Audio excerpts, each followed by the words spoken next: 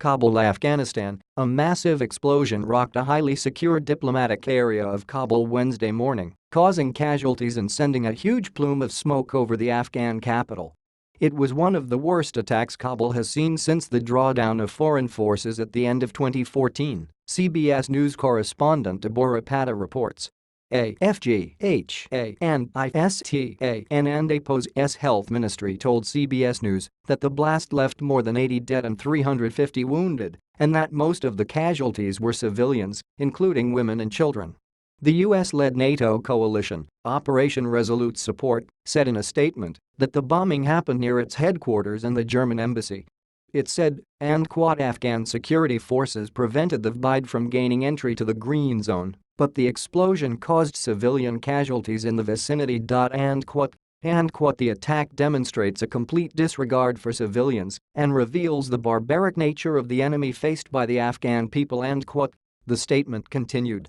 It also highlights the hypocrisy of the enemy who claim that they only target Afghan security forces and foreign forces, yet continue to cause death and suffering amongst innocent Afghans.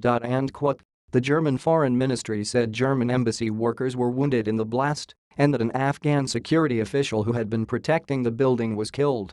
The Taliban on Wednesday denied involvement in the bombing. Both the Taliban and the Islamic State of Iraq and Syria, ISIS, have staged large-scale attacks in the Afghan capital in the past. The explosion occurred at the peak of Kabul's rush hour, when roads are packed with work-time commuters, Patta reports.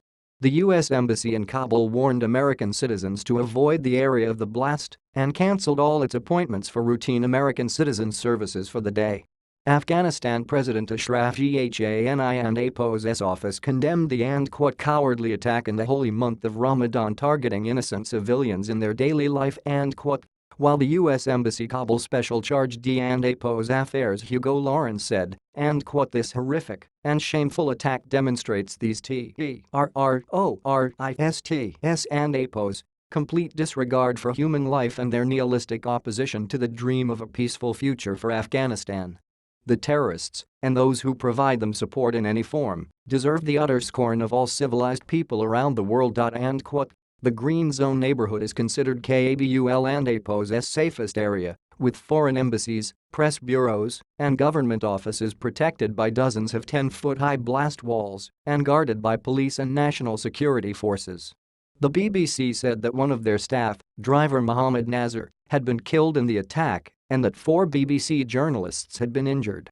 This is a devastating loss to the BBC and to Mohammed Nazir and Apo's friends and family. The BBC and Apo's statement read. Jessica Donati, a reporter for the Wall Street Journal who was at the PAPER and Apo's bureau in the Green Zone at the time of the blast, told CBS News that she found everything, all the glass shattered. I came down to check on the staff, and our staff were all terrified, the phone lines were down. Afghan TV news channel, Tolo TV, said one of their journalists was killed in the explosion. Shortly after the explosion, all roads in Wazir Akbar Khan were blocked off by Afghan security forces and helicopters were deployed over the neighborhood.